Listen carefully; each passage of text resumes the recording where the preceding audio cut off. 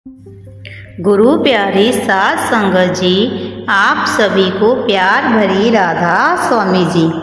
संगत जी, आज के सत्संग की वीडियो में हम जानेंगे कि कैसे एक गुरु अपने शिष्यों में परिवर्तन लाते हैं, उनको प्रेरणा देते हैं, उनका मार्गदर्शन करते हैं। संगत जी, आप सभी से विनती है कि कृपया वीडियो शुरू होने से पहले हमारे चैनल को सब्सक्राइब कर दीजिए और कमेंट बॉक्स में राधा स्वामी जी जरूर लिखें जी। संगत जी, गुरु अपने शिष्यों का मार्गदर्शन करते हैं, उन्हें प्रेरणा देते हैं, उनके प्रश्नों के उत्तर अलग अलग तरीकों से उन्हें देते हैं। गुरु अपने शिष्यों को मार्गदर्शन करने के लिए कभी कभी वे अपने शिष्यों को अपने सामने बैठाकर उनके प्रश्नों का उत्तर देते हैं, तो कई बार किसी घटना या बिना कुछ कहे अपने व्यवहार द्वारा उनके प्रश्नों का उत्तर भी देते हैं। उदाहरण के लिए हम एक साखी लेते हैं। जब एक गुरु अपने शिष्य के साथ एक छोटी सी नाव में जा रहे थे।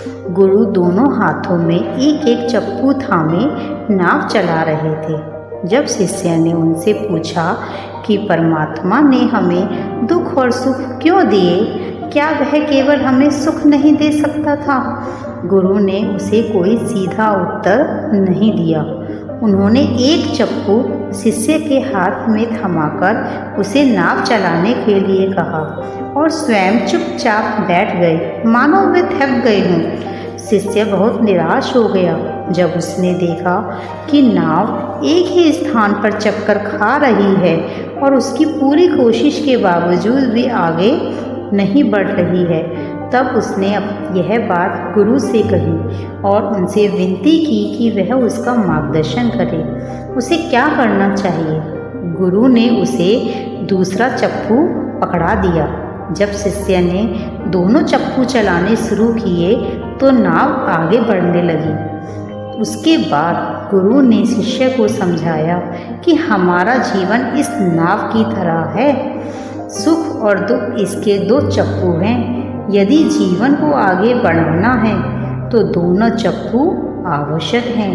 गुरु कर्मों के नियम और कर्मों के फल के बारे में समझाकर उसके प्रश्न का उत्तर दे सकते थे, लेकिन इस सीधे साधे उदाहरण से उस शिष्य के मन पर गहरा प्रभाव नहीं पड़ता और इस तरीके से उसके मन पर गहरा प्रभाव भी पड़ा। इसी प्रकार एक उदाहरण और भी है कि एक बार संत एकनाथ को भी उनके गुरु जनार्दन ने अपने अनुभव द्वारा सीख दी।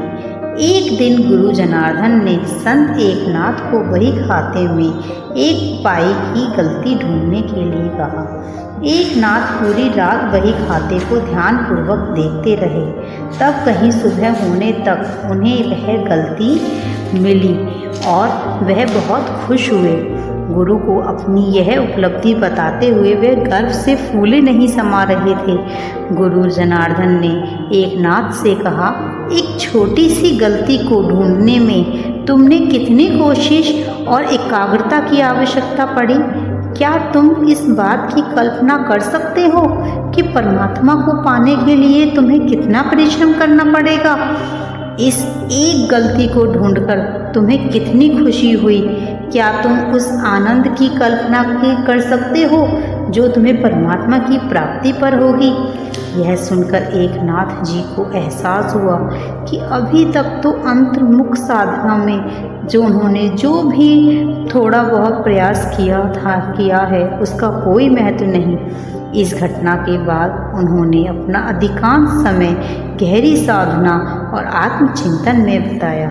तो संगत जी, सभी शिष्यों के अपने अपने विशेष कर्म होते हैं और जो उनके जीवन की विशेष परिस्थितियों, बाधाओं और योग्यताओं के कारण बनते हैं। भले ही गुरु अपने शिष्य को दीक्षा के समय साधना की एक जैसी युक्ति सिखाते हैं, परंतु वे हर शिष्य की सहायता और मार्गदर्शन उसकी निजी आवश्यकता के अनुसार करते हैं। संगत जी, आपको यदि मेरी वीडियो पसंद आई हो तो कृपया लाइक शेयर एंड सब्सक्राइब जरूर करना जी। राधा स्वामी जी।